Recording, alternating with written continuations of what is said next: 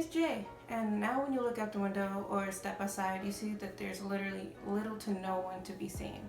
And because of this lack of human life outside, it has inspired me to finally take a listen to a fitting titled album called Is Anybody Out There by DPR Live.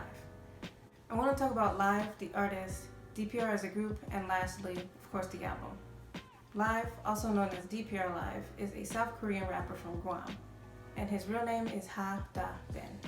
Live started making music more seriously under his alias in 2015. I believe this is after he served in the military. In the same year, 2015, he'll go to drop his single, Till I Die. This is also when Dream Perfect Regime, or DPR, was founded as a unit. I'll get more into detail about that in just a second. I still want to talk about Live and his stage name. Why Live? Well, in an interview with Hip Hop KR, Live explains the meaning of his stage name. He says that there are two main reasons. The first being to always live life in the present. Although it's cliche and he says that himself, I like what it stands for, and it's a real and true reminder that everyone can use from time to time, no matter how cliche it can be. The second is to quote, to always remain honest and true to oneself and to one's craft. If you notice, his tagline is coming to you live. It's like a newscaster, but he's not only presenting you music, but also an honest and truthful meaning to that music. Really quick about DPR as a unit, they are more than just musicians. They're also artists that construct and consist of mind-blowing and breathtaking visuals. DPR is an independent group of people that work on nearly every aspect of their music and their film productions. When DPR first started out, they had little to no money to fund their projects. So the visual team worked on projects for other artists such as Bobby from iKON and Tan Yang from Big Bang, and many others to list, to help fund their own work. In total, there's at least 5 leader heads. We have DPR Live, DPR Ian, DPR Klein, DPR Cream, and DPR Rem. Those are the main 5 leader heads. There are also others that support and help the group, but those are the main 5 that run the group. Now let's talk about the album. Almost exactly 3 years later from his EP Coming to You Live, Live drops Is Anybody Out There.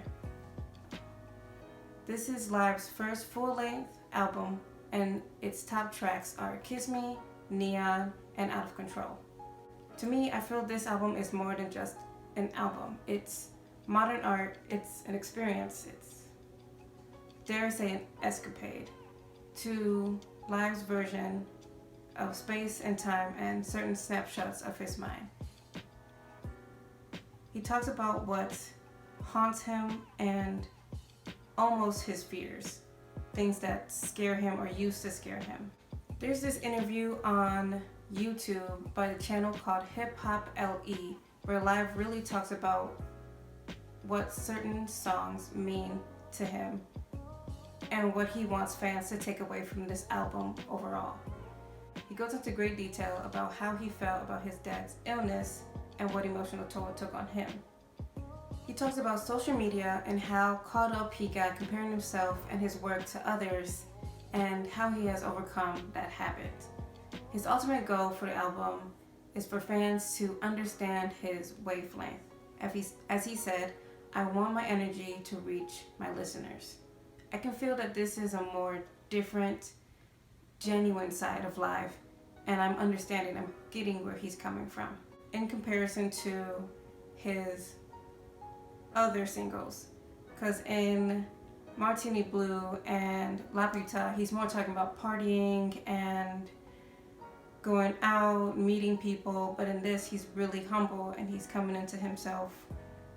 Knowing that a good chunk of Is Anybody Out There is music from Live's point of view, we should also take in consideration that it's also a visual experience that tells an even broader story. So to jump into it, there are two music videos that were released for this album. We have Legacy and Kiss Me Neon, which are two different songs in the same video. There's so much going on in these videos that the one intro to film class I took will not help me point out and dissect every detail found in these videos. But I will say, jumping into just this album's music videos is kind of like jumping into just the Iron Man movies before watching any of the Captain America movies. You get a story, but you miss out on all the cool Easter eggs that get people hyped for the next installments. I say this because in the music video Color Dive by DPR Cream, there are images of rockets and space. I first disregarded this as just the aesthetic that they're going for because a lot of it is space themed. But as you go through the music video, closer to the end, almost at the 3-minute mark, kind of like 2:58-ish, there's a part where DPR Cream is in the car that's on the beach and the radio starts signaling, and on the radio it says, you hear a voice that says, "Is anybody out there?" Is anybody out there? Is anybody out there? Just like you hear in the track Geronimo. With just this tiny bit, I'm expecting there to be way more concepts just like this from the DPR family. Of course, this experience is just the beginning of something fantastic, and I'm hyped for it. There's a mini doc on the release of Is Anybody Out There, and it's labeled Liftoff. It could just be a more reference to the whole space theme that they got going on, but I really believe that they're going to try to make it a whole universe for not just only Live, but also Cream and probably the others to express a story that they've been wanting to tell for a long time. I think the reason why their music and their visual work resonates with me so well is because of how much of a mood all their work is. Mood as in, yeah dude, it's mood, like a vibe or a wavelength. Alright, this is a great getting over it album. It's not a breakup album, but it can be looked as it that way if you're looking at it through your own point of view. It's big enough where you can use it to however you need to use this music. But for him, I believe it's a relationship within himself. It's an internal relationship. Overall, Is Anybody Out There still has pieces of the classic DPR Live sound, that chill hip-hop rap feel from songs like Martini Blue and La Puta.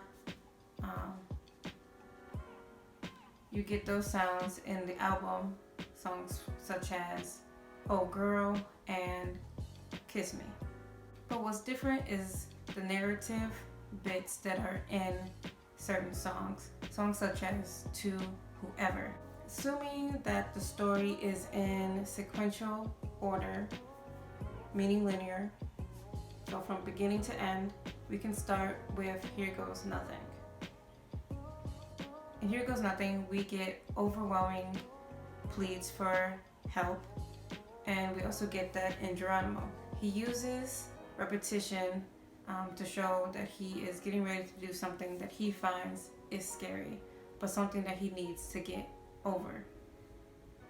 And he also does not want to do this by himself, so that's where we, the listeners, the fans, are there for him. The songs To Whoever, Out of Control, Disconnect, and SOS are all about the turmoil he wants to express and how it's affecting him, and how he wants to just run away from those problems.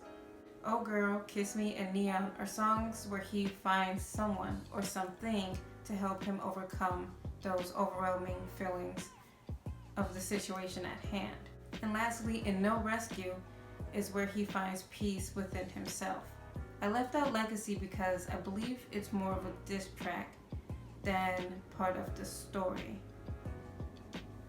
It's a diss track to whom? I wouldn't be able to tell you. I don't know. He talks about what he can bring with just his talent and that he doesn't need to flex on others. So maybe it's a diss track on the music industry as a whole and not just one person in particular. Here's the wrap up. DPR Live and the DPR family are definitely on the rise, and I'm more than excited to see what else they have in store. I'll link all articles and videos I referenced in the drop down. If you made it this far, thanks so much.